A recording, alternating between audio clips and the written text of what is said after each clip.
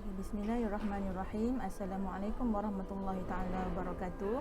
Saya Nurul Marha binti Makno. InsyaAllah saya akan membentangkan slide saya, iaitu perbezaan jantina di bawah subjek psikologi pendidikan.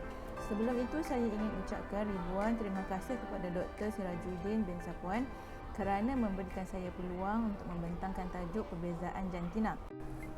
Okey, baiklah, seterusnya mari kita lihat kepada definisi perbezaan jantina serta peranannya. Okey, definisi perbezaan jantina ialah ketidaksamaan ataupun kelainan yang merujuk kepada psikologi atau ciri-ciri tingkah laku berkaitan dengan lelaki atau perempuan berdasarkan pengalaman sosial mereka, berdasarkan pengalaman personaliti mereka dan berdasarkan keadaan nilai tradisional budaya masyarakat. Serta peranan jantina ialah penerimaan tingkah laku, sikap dan personaliti yang diwarisi yang boleh membezakan lelaki iaitu yang sasa dan perempuan lemah lembut.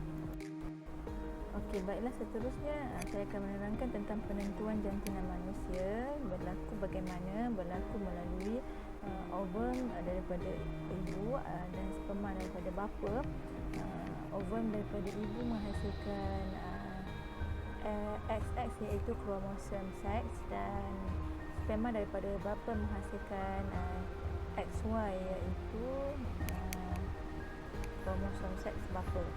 Kemudian apabila disenyawakan di antara ovum X daripada ibu disenyawakan bersama dengan sperma X daripada bapa, maka menghasilkan 44 XX kromosom bagi anak perempuan.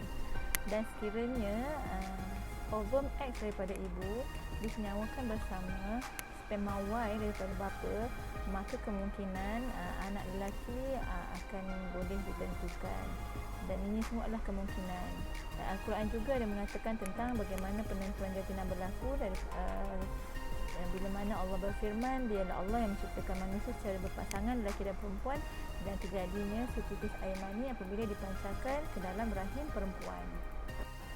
Okey, baiklah semua. Sekarang kita akan masuk pada ciri-ciri lelaki secara kasarnya.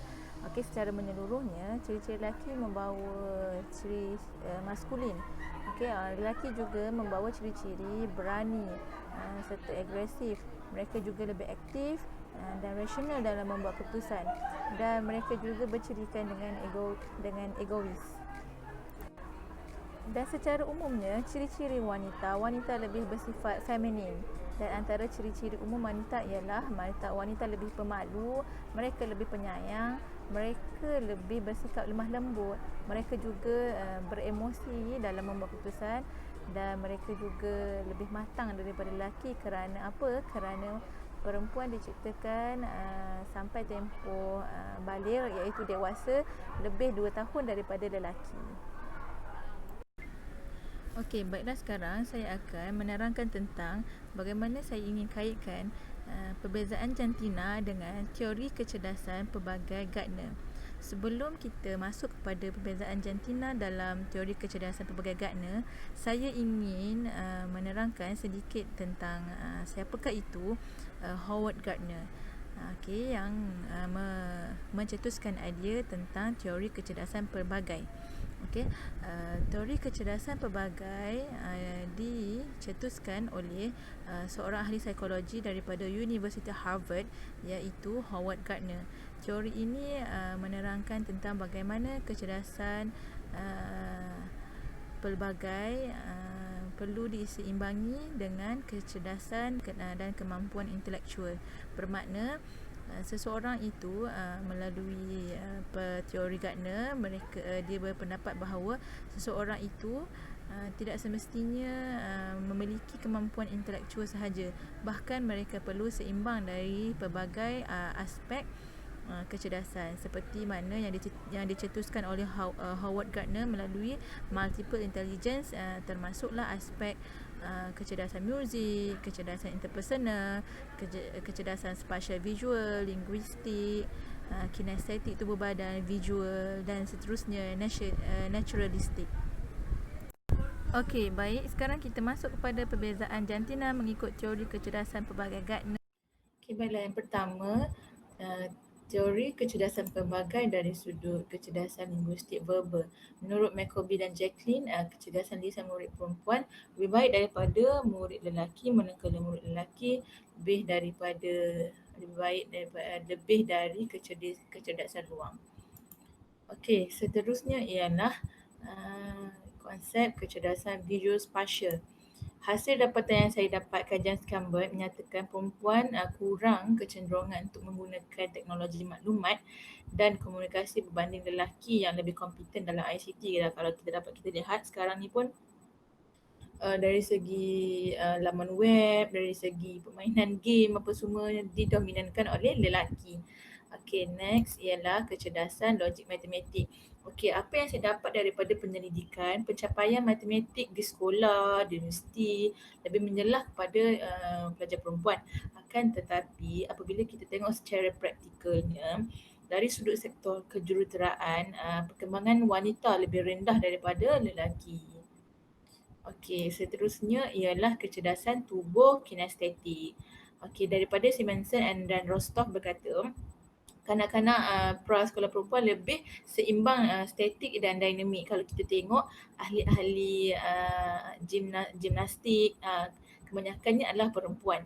Okey, dan seterusnya kajian daripada Ali Akbar dan Zahra pula mengatakan kanak-kanak lelaki lebih baik dari segi kemahiran melompat, iaitu menggunakan kemahiran motor kasar. Ya, dan terbukti apabila kita tengok sukan bola sepak dominannya adalah lelaki. Okey, seterusnya perbezaan jantina dari sudut kecerdasan interpersonal. Daripada hasil kajian yang saya dapat, kemahiran insannya di kalangan pelajar Universiti Kebangsaan Malaysia berada di tahap yang tinggi, iaitu tahap yang baiklah. Akan tetapi pelajar perempuan didapati mudah menerima teguran lebih daripada pelajar lelaki, di mana pelajar perempuan lebih menghormati pandangan orang lain dan mereka pandai mengurus masa berbanding lelaki. Namun kajian ini mengatakan lelaki sangat baik dan cenderung dari sudut penggunaan teknologi maklumat dan ICT. Okey, seterusnya perbezaan jantina dari sudut kecerdasan interpersonal, di mana gadis lebih baik dalam memproses maklumat emotif berbanding kanak-kanak lelaki yang memerlukan lebih banyak masa dalam memproses maklumat emotif. Kerana apa? Kerana perempuan lebih sampai tahap matang 2 tahun berbanding lelaki dan mereka mampu untuk refleksi diri mereka dengan lebih baik. Okey, seterusnya ialah kecerdasan fizikal, di mana seorang pengkritik muzik Josh Upton dia mengatakan, dia membuat kesimpulan bahawa wanita tidak dapat kreatif dalam muzik. Kalau kita tengok pun komposer-komposer muzik di negara kita khususnya kebanyakannya adalah lelaki. Namun hasil kajian mengatakan pelajar lelaki dan perempuan mencapai tahap persepsi yang positif apabila guru menggunakan kaedah pembelajaran sifir bermuzik, kerana muzik adalah seronok dan berunsur didik hibur. Okey, dan seterusnya perbezaan jantina melalui kecerdasan naturalistik. Dapatan daripada kajian kelestarian penanaman sawit, bilangan pekebun lelaki adalah lebih ramai daripada pekebun kecil wanita, iaitu lelaki 84.7% dan perempuan 53.3%. Pengaruh sifat feminin, iaitu sifat pemalu, lebih penyayang, membuatkan wanita lebih duduk di rumah dan mereka memelihara anak-anak di rumah, menyebabkan wanita kurang dan terhad melibatkan diri dalam aktiviti-aktiviti luar, di mana aktiviti luar dominannya adalah lelaki. Mereka lebih banyak terlibat dalam aktiviti semula jadi, contoh menjadi nelayan, kebanyakannya lelaki. Pekebun, petani, kebanyakannya lelaki dan sebagainya. Okey, kalau kita tengok dari sudut persamaan hak di antara lelaki dan perempuan. Okey, sebenarnya lelaki dan perempuan berkongsi hak yang sama, iaitu hak dalam makanan, hak untuk minuman, hak untuk tempat kediaman. Mereka juga berkongsi hak yang sama dalam pendidikan, di mana sepatutnya lelaki dan perempuan mendapat hak pendidikan yang sama. Seterusnya hak yang sama dalam membuat keputusan. Bermakna di sini tiada yang dominan untuk membuat keputusan. Perempuan berhak membuat keputusan, lelaki pun berhak membuat keputusan. Akan tetapi setiap hak yang sama ini tidak bermakna tiada perbezaan. Perempuan mungkin lebih pada sesuatu perkara dan lelaki pula mungkin lebih pada perkara yang berlainan. Okey, kita tengok seterusnya. Okey, sekarang kita akan kembali kepada kesimpulan perbezaan jantina melalui teori kecerdasan pelbagai Gardner. Ya, okey, kesimpulan yang pertama yang saya dapat buat ialah lelaki dan wanita harus saling melengkapi dalam perkembangan potensi individu ke arah kehidupan yang baik.